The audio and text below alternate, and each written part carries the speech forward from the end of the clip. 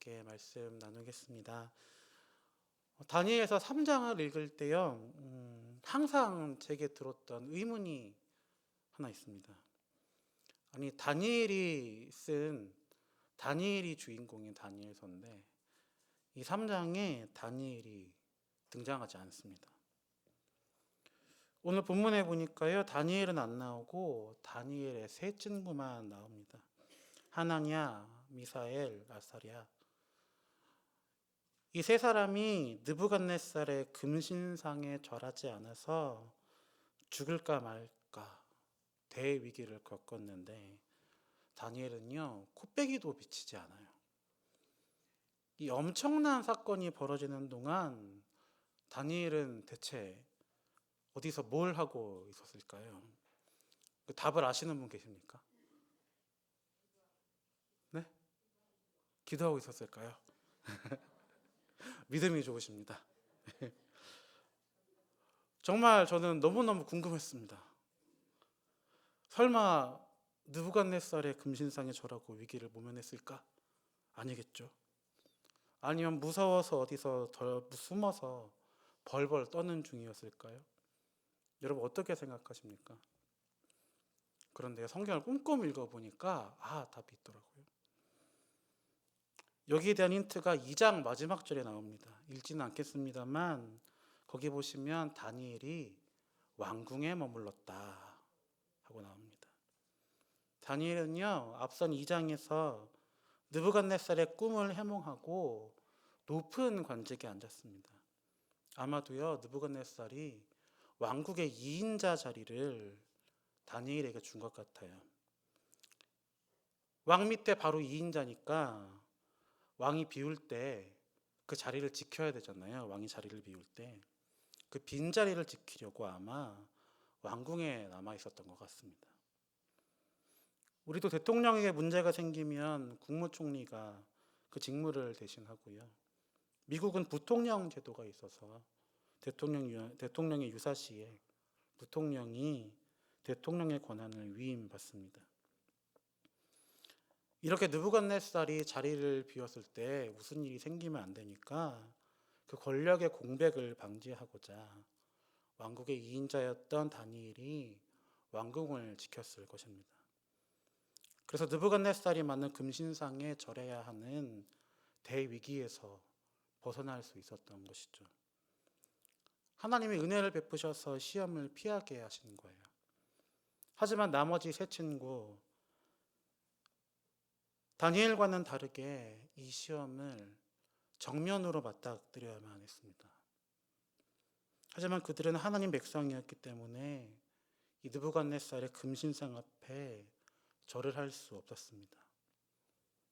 결국 고발을 당하고 느부갓네살이 선포한 대로 풀무불 속에 던져지게 되었습니다.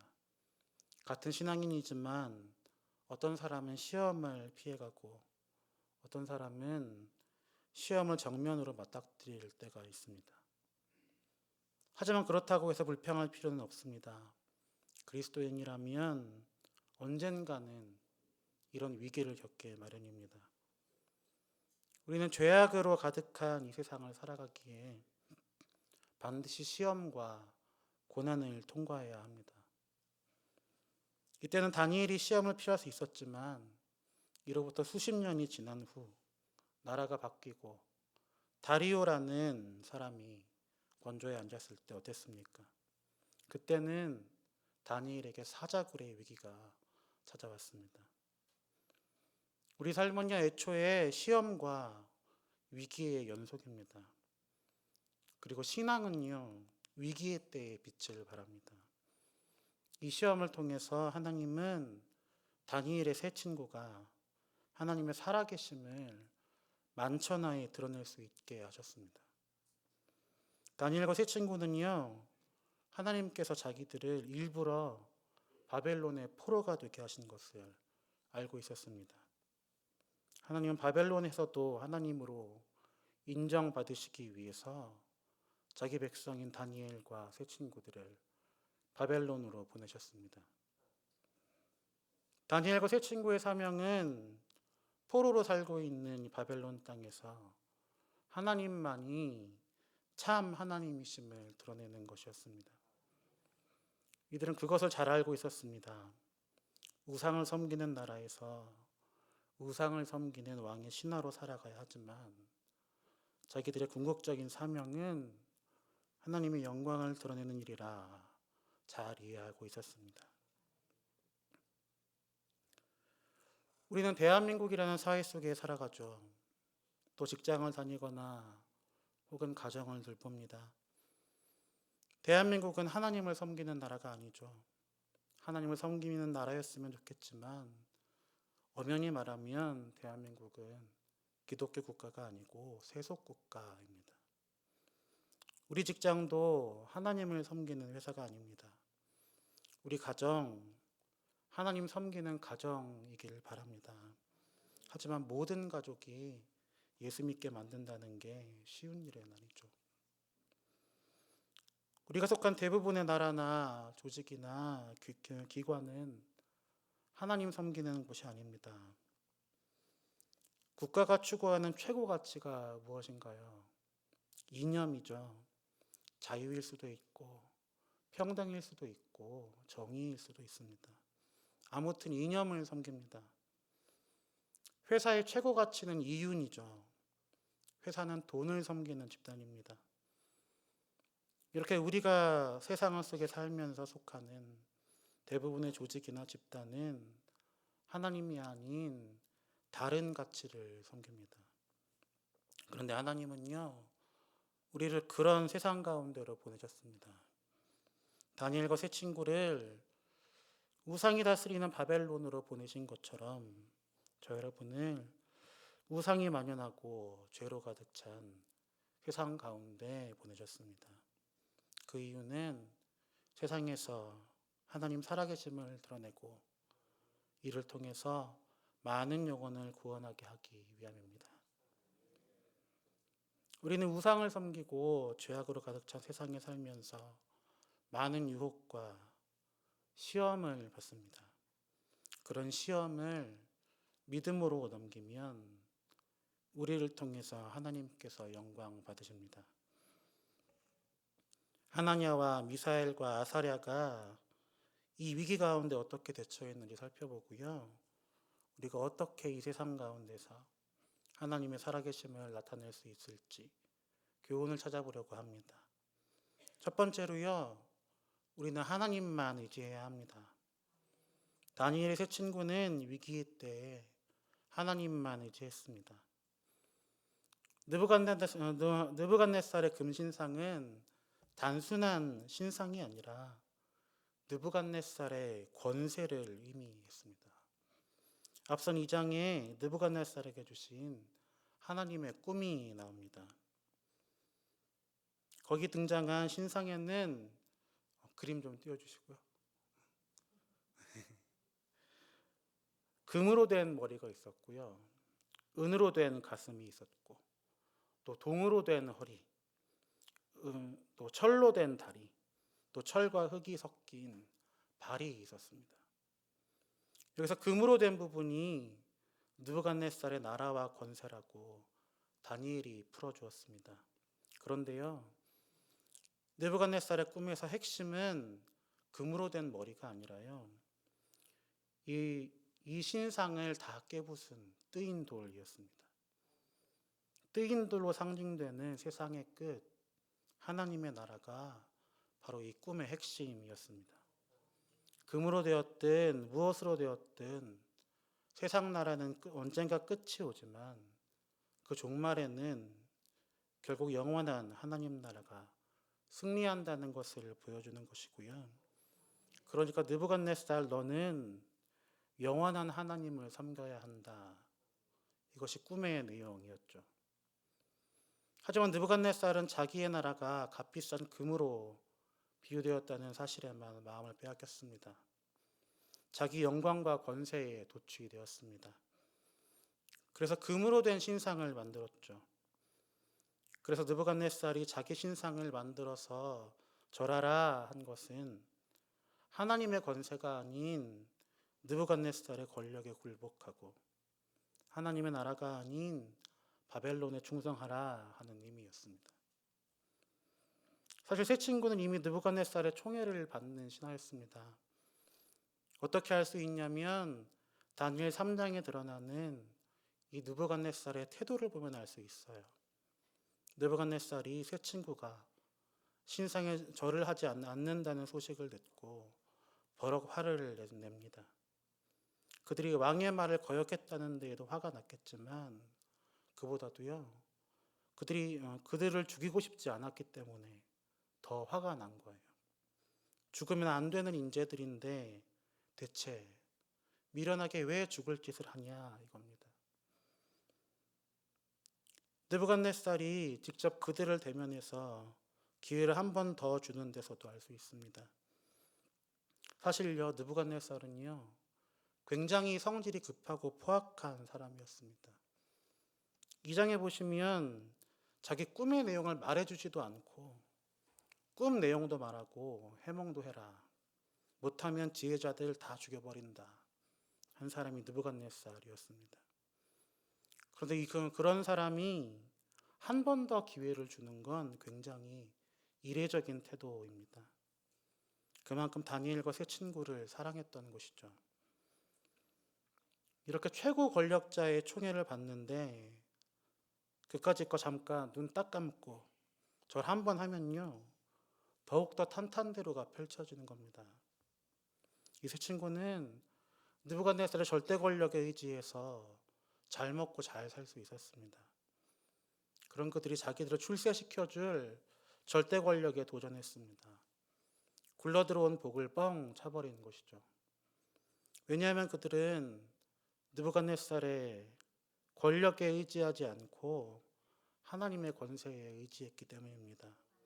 그들은 겉으로 보기엔 느부갓네살의 신하였지만 느부갓네살이나 바벨론이 아닌 하나님을 섬기는 하나님 나라 백성이었습니다. 그래서 그들은 세상 권력에 의지하지 않고 하나님만 의지했습니다. 이 세 친구는요, 느부갓네살의 위협 앞에서도 흔들리지 않았어요. 15절에서 느부갓네살이 세 친구에게 이렇게 이야기합니다. 너희가 만일 절하지 아니하면 즉시 너희를 맹렬히 타는 불못불 가운데에 던져 넣을 것이니 능히 너희를 내 손에서 건져내시니 누구이겠느냐, 이렇게 이야기했습니다. 이 말이 어떤 말이냐면 내가 절대 권력이다, 내가 신이다, 나보다 강한 이가 어디 있느냐 이야기하는 것입니다. 그러자 세 친구가 거기다 대고 이렇게 대답하죠. 17절에 왕이여, 우리가 섬기는 하나님이 계시다면 우리를 맹렬히 타는 풀무불 가운데에서 능히 건져내시겠고 왕의 손에서도 건져내시리이다. 아멘. 왕이시여, 당신보다 강한 신이 있습니다. 최고의 권력자인 당신의 손에서 우리를 건져낼 하나님이란 분이 계십니다. 하고 이야기했습니다. 오늘날 우리가 섬기는, 세상 사람들이 섬기는 세상 최고의 신 무엇이 있습니까? 바로 돈이죠. 그래서 돈 많이 버는 직장 들어가려고 합니다. 돈 잘 버는 사위가 최고고요. 안정적인 직장 가진 며느리가 최고입니다. 작년에는 부동산 광풍이었죠. 올해 대출금리가 오르면서 주춤하긴 하지만 영끌이라는 단어 다 들어보셨을 겁니다. 30대, 40대 젊은이들이 할 수 있는 대로 이 대출, 저 대출, 영혼까지 끌어모아서 집 산다는 말이 영끌입니다. 세상의 방식대로 세상의 신인 돈을 섬기는 겁니다. 영끌에서 뭐 하는가? 또 주식 사고 비트코인을 삽니다. 다들 한다는데 나만 안 하면 불안합니다. 영끌에서 집 사고 주식을 사고 비트코인을 삽니다. 돈을 의지하고 돈을 따라가는 게 세상을 살아가는 세상 사람들의 방법입니다. 반면에 예수 믿는 사람들은 하나님을 의지해야 합니다. 세상 사람들이 집 사고 주식 사고 그렇게 사고 파는 일에 정신 팔려 있을 때 이런 것들은 하나님의 손에 맡기고 묵묵히 하나님께서 내게 맡긴 일에 최선을 다하는 게 예수 믿는 사람들이 하나님을 의지하여 사는 방법이죠. 돈을 섬기고 의지하는 사람들은 집 사고 팔고 주식 사고 파느라 내 할 일을 하지 못합니다. 하지만 하나님을 의지하는 사람들은 무엇을 먹을까, 무엇을 입을까는 하나님께 맡기고 내 맡은 일에 집중하여 충성할 수 있습니다. 세상 사람들이 섬기는 신, 세상 사람들이 따르는 힘, 같이 섬기고 따르지 않게 도와달라고 기도하실 수 있길 바랍니다. 물론 돈 필요하고 집 필요해요. 달라고 기도는 하셔야죠. 그러시되 세상 사람들과 똑같은 방식으로 얻지 않고 하나님의 방법으로 하나님의 때에 얻게 달라고 하나님께 맡기시고 지금 나에게 주어진 일에 최선을 다해 충성하시기 바랍니다. 그러면 나와 함께 하시는 하나님께서 살아계신 하나님으로 드러나시고 영광 받으실 줄로 믿습니다. 두 번째로요, 온유함으로 시련을 받아내야 합니다. 그리스도인들은 온유한 사람들이죠. 세상 사람들이 섬기는 힘과 권세를 의지 않고 하나님만 의지하려고 할 때 시련이 찾아옵니다. 다니엘의 세 친구는요, 그런데 느부갓네살에게 반역할 의도는 없었습니다. 느부갓네살의 자존심에 상처를 줄 의도는 전혀 없었죠. 하지만 하나님 잘 믿으려다 보니까요, 반역자가 되고 왕의 심기를 건드리는 불충한 신하가 되었습니다.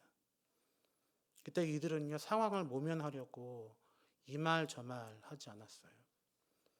애둘러 얼버무리지 않고 그런 행동의 이유를 떳떳하게 밝혔습니다. 우리는 하나님 믿기 때문에 신상에 절할 수 없습니다. 예수 믿기 때문에 지위도 생명도 포기해야 한다는 사실을 당당히 받아들였습니다.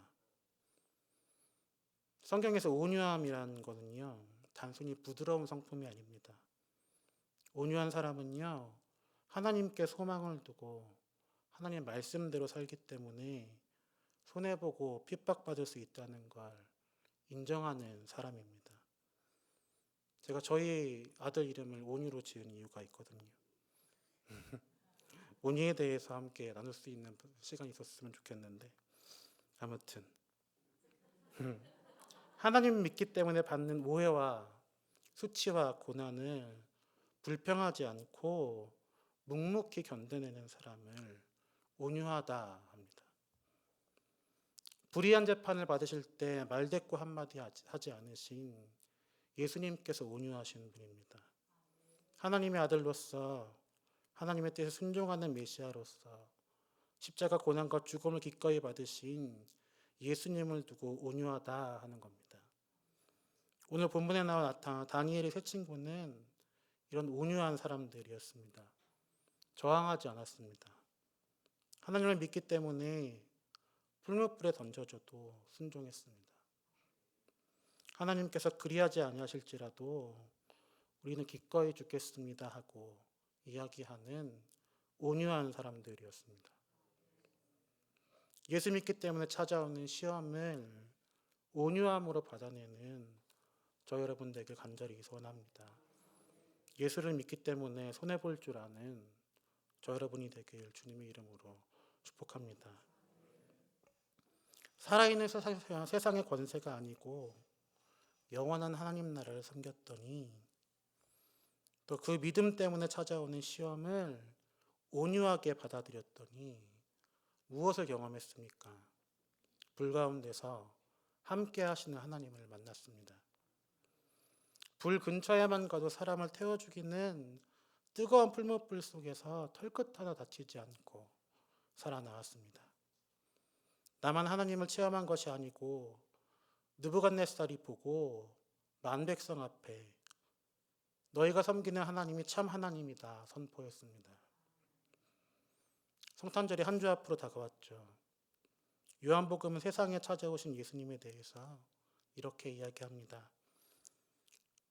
요한복음 1장 18절에 본래 하나님을 본 사람이 없으되 아버지 품속에 있는 독생하신 하나님이 나타내셨느니라. 예수님은 우리에게 하나님을 보여주기 위해 오신 하나님의 아들이셨습니다. 그리고 요한은요, 예수님 믿는 사람들이 하나님의 자녀가 된다 이야기합니다. 요한복음 1장 12절에 영접하는 자, 곧 그 이름을 믿는 자들에게는 하나님의 자녀가 되는 권세를 주셨으니, 하나님의 독생자이신 예수님이 세상에 하나님을 나타내기 위해 오신 것처럼 우리가 하나님의 자녀가 되었다면 우리도 세상에 하나님을 나타낼 수 있는 것입니다. 다니엘의 세 친구는 느부갓네살의 금신상에 절하지 않았습니다. 그래서 그들을 통해서 그들과 함께 하시는 하나님이 세상에 나타났습니다. 하나님의 영광이 선포되었습니다. 그리고 많은 사람이 옳은 대로 돌아왔습니다. 오늘을 사는 우리도 마찬가지입니다. 부동산 광풍, 주식 대박 대신에 예수만 의지하고 천국의 소망을 두고 사는 그 사람을 통해서 하나님의 살아계심이 나타납니다. 오해와 핍박과 부당한 손해를 온유함으로 감수하는 사람, 그 시험을 온유함으로 받아내는 사람을 통해서 하나님이 자기 백성과 어디든지 함께 하시는 선하신 하나님이심이 드러납니다. 그래서 예수 믿는 사람은 꿈이 있는 사람이죠. 예수 믿는 사람은 인생의 목적을 찾은 사람입니다. 하나님을 의지하여 불 가운데 함께 하시는 하나님을 경험하고 하나님 살아계심을 드러내는 것이 우리의 꿈이고 우리 삶의 목적입니다. 믿음으로 예수만 의지하고 온유하게 세상 풍파를 견뎌내어서 예수를 보여주는 그런 삶을 사시기를, 세상을 이기는 삶을 사는 저 여러분이 되기를 우리 주님의 이름으로 간절히 축원합니다. 시간이 좀 돼서요. 찬양하고